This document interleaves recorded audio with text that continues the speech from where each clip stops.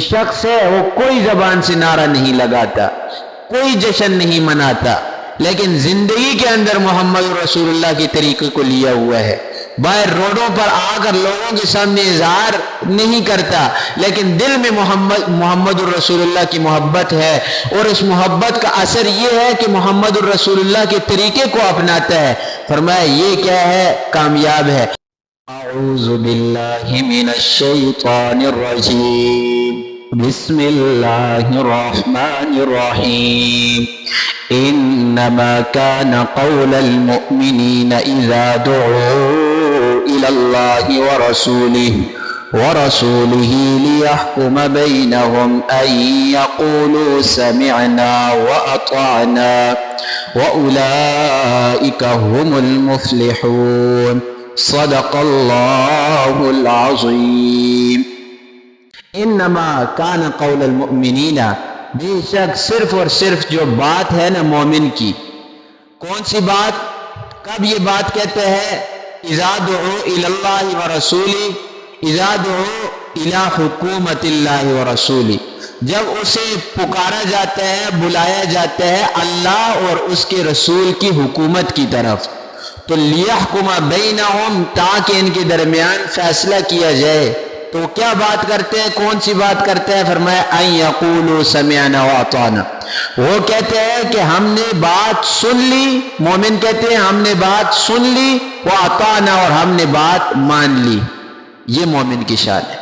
مومن کا کام ہی یہ ہے کہ جو کوئی اللہ اور اس کے رسول حکم دیں اس حکم کو سر جھکا کر مان لے۔ حضرت ابراہیم علیہ السلام کی صفت جو قرآن کے اندر بیان ہوئی ہے، اذ قال له ربه اسلم، کہ اے ابراہیم اپنے سر کو جھکا دے رب کے سامنے، تو قال اسلمت لرب العالمین، ابراہیم علیہ السلام نے کیا فرمایا؟ میں نے اپنے سر کو جھکا لیا۔ یہ نہیں کہا کہ کیوں، کیسے، نہیں، فرمایا میں نے اپنے سر کو جھکا لیا۔ اور سر کا جھکانا سب سے بڑا ظاہر کدھر ہوا؟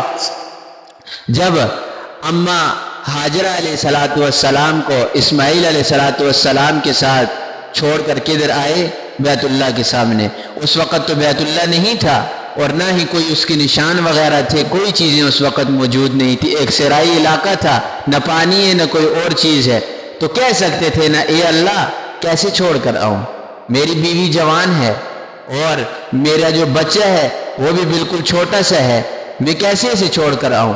لیکن آگے سے اف تک نہیں کہی، گئے اور جا کر چھوڑ دیا۔ اور سب سے بڑی جو شرط لگائی گئی تھی کہ ان کو بتانا بھی نہیں ہے کہ میں کدھر جا رہا ہوں۔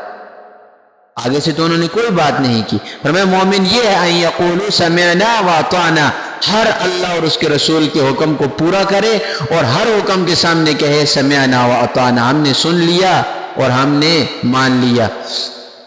وَأُولَٰئِكَ هُمُ الْمُفْلِحُونَ، فرمایا یہی لوگ ہیں جو حقیقی طور پر کامیاب ہیں۔ کامیابی جو ہے وہ ان کی حقیقی یہی ہے کہ اللہ اور اس کے رسول کی بات کو مان لیں۔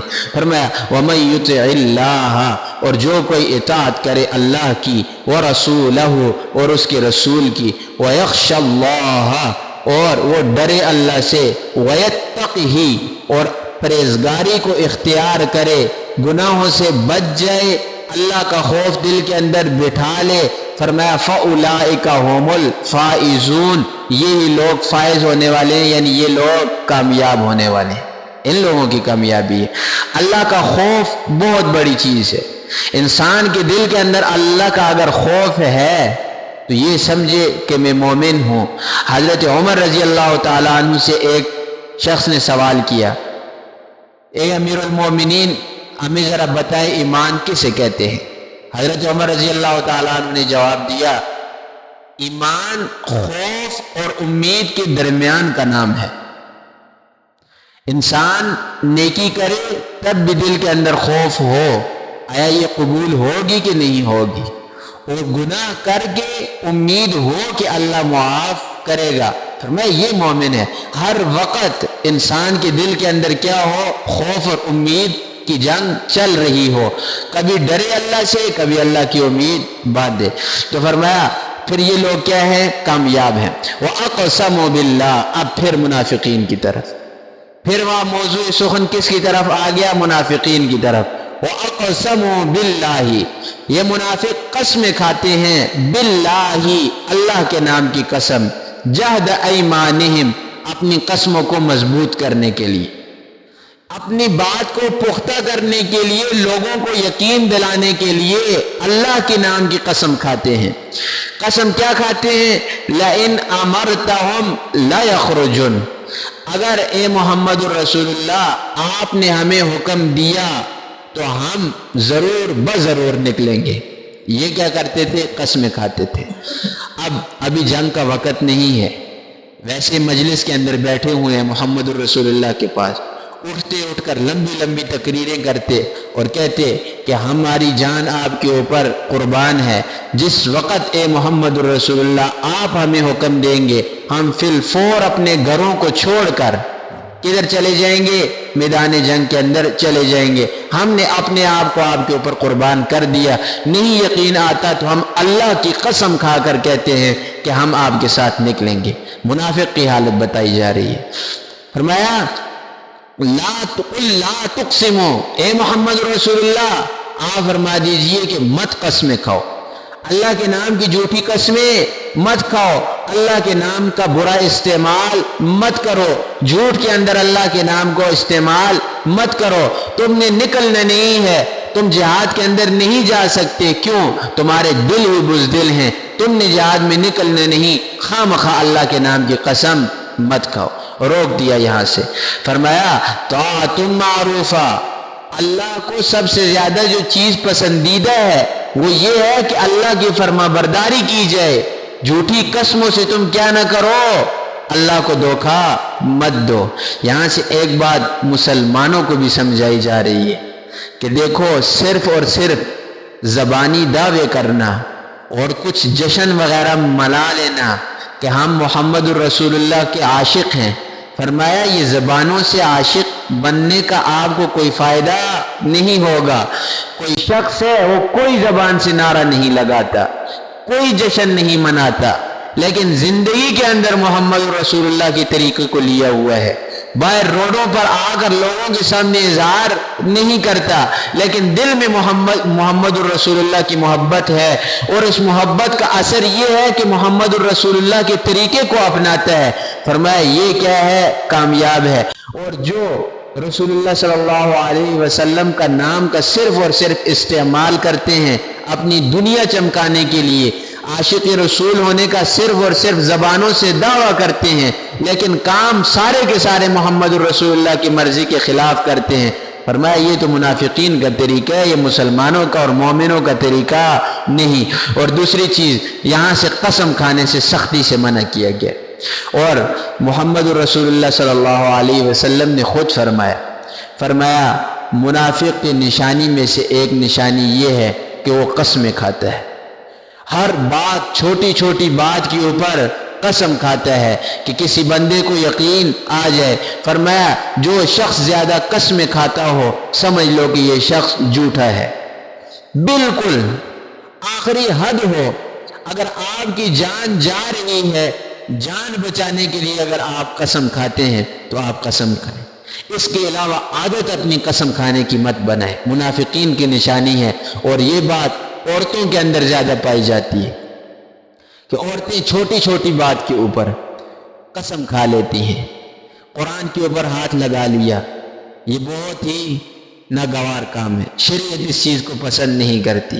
قسم کھانے سے پہلے، قرآن کے اوپر ہاتھ لگانے سے پہلے ذرا یہ بات دل کے اندر، تصور کے اندر لے آئیں کہ کس ہستی کے نام کی قسم کھا رہے ہیں. قسم کس ہستی کے نام کی کھا رہے ہیں؟ اللہ کی کھا رہے ہیں نا. اللہ سے بڑھ کر ہستی تو کوئی نہیں. اتنی پاک ہستی کی قسم آپ جھوٹ کے اندر کھائیں تو اللہ پکڑے گا نہیں. اور اسی طریقے سے قرآن کی قسم اٹھائی جاتی ہے. رسول اکرم صلی اللہ علیہ وسلم نے فرمایا اللہ کے نام پہلے تو کسی کی قسم کھاؤ ہی نہیں. اگر قسم کھاتے ہو تو صرف اور صرف اللہ ہی کے نام کی قسم کھاؤ. عموماً معاشرے کے اندر قسمیں اٹھائی جاتی ہیں، بیٹے کی قسم، خاوند کی قسم، بیٹی کی قسم، ماں کی قسم، فلاں کی قسم. فقہاء نے یہاں تک لکھا ہے کہ غیر اللہ کی کسی کی بھی قسم اٹھانی یہ شرک ہے، یہ جائز نہیں ہے۔ قسم پہلے تو کھاؤ ہی نہیں، اگر قسم کھانے کی مجبوری آپ کو آ گئی، اب کوئی چارہ ہی نہیں، قسم کھانی ہی کھانی ہے، پھر کس کی قسم کھاؤ؟ اللہ کے نام کی قسم کھاؤ۔ اور دوسرا، یہ جو جھوٹی قسم کھائی جاتی ہے، جھوٹی قسم کیسے؟ کہ مجھے پتہ ہے کہ میں نے ایک فلاں کام کیا ہوا ہے، کام میں نے کر دیا ہے، زمانہ ماضی کے اندر ایک کام مجھ سے ہو گیا ہے، اب مجھ سے کوئی پوچھتا ہے جی قسم کھاؤ اللہ کے نام کی کہ میں نے فلاں کام کیا یا نہیں کیا، اگر اس کے اندر جان بوجھ کر میں جھوٹی قسم کھاتا ہوں، یاد رکھ لیں اس کا کسی قسم کا کوئی کفارہ نہیں۔ ویسے تو اگر آپ قسم کھاتے ہیں کہ میں فلاں کام نہیں کرتا یا فلاں کام کروں گا، آپ سے وہ کام نہیں ہوا، رہ گیا وہ آپ سے کام، اس کا کیا ہے؟ کفارہ دینا ہے، 3 روزے آپ نے رکھنے ہیں۔ لیکن جو آپ نے گزشتہ زمانے کے اندر قسم کھائی ہے، اس کے اوپر کوئی کسی قسم کا کفارہ نہیں۔ آخرت کے اندر پکڑ ہوگی، اس پکڑ سے بچنے کے لیے جتنا کتنا استغفار ہو سکے کریں، اس قسم کا کوئی کفارہ نہیں ہے۔ اور فرمایا طاعت معروفہ، اللہ کے ہاں سب سے پسندیدہ چیز جو ہے وہ اللہ کی فرما برداری ہے۔ ان اللہ، بے شک اللہ، خبیر، خبر رکھنے والا ہے، بما تعملون، جو کچھ تم کرتے ہو، ہر چیز کی اللہ کو خبر ہے۔ آپ کے دل کے اندر ایک خیال ابھی تک پیدا نہیں ہوا، آگے چل کر پیدا ہوگا، لیکن اللہ کو اس دل کے اندر جو پیدا ہونے والا خیال ہے اس کے بارے میں پہلے سے پتہ ہے، آپ کے پیدا ہونے سے بھی پہلے سے۔ فرمایا قل، آپ فرما دیجئے اے محمد الرسول اللہ، کس سے؟ ان لوگوں سے، اطیعوا اللہ، کہ اللہ کی اطاعت کرو، اللہ کی بات مانو، واطیعوا الرسول، اور رسول کی بات مانو۔ پورا قرآن اس چیز سے بھرا پڑا ہے، ہر جگہ پر قرآن جو دعوت دیتا ہے وہ یہی دعوت ہے کہ لوگوں اللہ کی بات مانو، اللہ کے رسول کی بات مانو۔ اگر تمہیں کامیاب ہونا ہے، اپنی مرضیاں کرو گے، اپنے مطابق زندگی گزارو گے، اللہ اور اس کے رسول کو کوئی اہمیت نہ دو گے، تو پھر زندگی خسرت دنیا والآخرہ، دنیا بھی برباد ہے اور آخرت بھی برباد ہے۔ آگے اللہ فرماتے ہیں فَإِن تَوَلَّوْا، اگر یہ لوگ منہ موڑ لیں، آپ کی دعوت کو ٹھکرا دیں، آپ کی دعوت کے اوپر عمل نہ کریں، اپنے منہ کو موڑیں، فَإِنَّمَا عَلَيْهِ مَا حُمِّلَ وَعَلَيْكُمْ مَا حُمِّلْتُمْ، اور تو پھر کیا ہے؟ ان کے اوپر ان کے گناہ کا بوجھ ہے، وَعَلَيْكُمْ مَا حُمِّلْتُمْ، اور تمہارے اوپر تمہارا بوجھ ہے، یعنی جس نے جو کچھ کیا اسے وہ کچھ ہی ملے گا۔ یاد رکھ لیں آپ کا کام ہے لوگوں کو دعوت دینا، نبی کا کام بھی کیا تھا؟ لوگوں کو دعوت دینا۔ آگے لوگ بات مانتے ہیں یہ نہیں مانتے، یہ ان کا مطلب ہے، یہ ان کا مقصد ہے۔ آپ کا کام اور آپ کا جو آپ کے ذمہ ہے وہ یہ ہے کہ آپ لوگوں تک بات پہنچائیں۔ آگے لوگ مانے یا نہ مانے وہ ایک علیحدہ چیز ہے، ہر ایک نے اپنی قبر کے اندر جانا ہے۔ وَلَا تَزِرُ وَازِرَةٌ وِزْرَ أُخْرَى، کوئی کسی کا بوجھ نہیں اٹھائے گا۔ یہ منافقین تھے نا، منافقین میں سے ایک گروہ ایسا تھا، عنکبوت سورت کے اندر آتا ہے ان کا تذکرہ، کہ تم لوگ گناہ کرو جتنے گناہ کر سکتے ہو، تمہارے گناہوں کا جتنا بوجھ ہوگا وہ ہم اپنے سر لے لیں گے۔ لوگوں کو اس طرح کہہ کر ورغلاتے تھے۔ اللہ نے جواب دیا کہ نہیں، ہر ایک اپنا بوجھ خود اٹھائے گا۔ ہاں، یہ جو کہنے والے ہیں نا کہ تمہارے گناہ کا بوجھ ہم اٹھائیں گے، ان سے کہہ دو کہ تم اپنے گناہ کا بھی بوجھ اٹھاؤ گے، اور یہ جو لوگوں نے اپنے گناہ کیے یہ اپنا بوجھ بھی اٹھائیں گے، اور تمہارے ساتھ ان لوگوں کا بوجھ بھی جمع کیا جائے گا کہ تم اس وقت ٹھیکیدار بنے ہوئے تھے جنت کے۔ تو فرمایا وَإِن تُطِيعُوهُ تَهْتَدُوا، اور اگر انہوں نے اطاعت کی اللہ اور اس کے رسول کی تو تہتدوا، یہ لوگ ہدایت پائیں گے۔ کوئی بھی فرقہ ہے، کوئی بھی جماعت ہے، اگر وہ قرآن و سنت سے دور ہے، اللہ اور اس کے رسول کی بات سے دور ہے، قرآن و سنت کو اہمیت نہیں دیتے، وہ کبھی ہدایت کے اوپر نہیں آ سکتے۔ اور فرمایا وَمَا عَلَى الرَّسُولِ، نہیں ہے رسول صلی اللہ علیہ وسلم کے ذمے إِلَّا الْبَلَاغُ الْمُبِينُ، مگر واضح طور پر پہنچانا۔ ہر ایک کے ذمے ہے، کہ وہ کیا کرے، بات کو دوسروں تک پہنچائے واضح کھلم کھلا۔ اب محمد رسول اللہ کو حکم ہے سورہ مائدہ کے اندر، فرمایا یا ایھا الرسول بلغ ما انزل الیک من ربک وَإِن لَّمْ تَفْعَلْ فَمَا بَلَّغْتَ رِسَالَتَهُ۔ اے محمد رسول اللہ، آپ اللہ کے دین کی تبلیغ کریں، لوگوں تک دین کو پہنچائیں۔ اگر آپ نے دین نہ پہنچایا تو آپ نے رسالت کا حق ادا نہیں کیا۔ یہ محمد رسول اللہ صلی اللہ علیہ وسلم سے کہا جا رہا ہے۔ تو اس امت کے لیے کیا حکم ہے کہ قرآن کے کسی حکم کو ذرہ برابر بھی چھپانا نہیں۔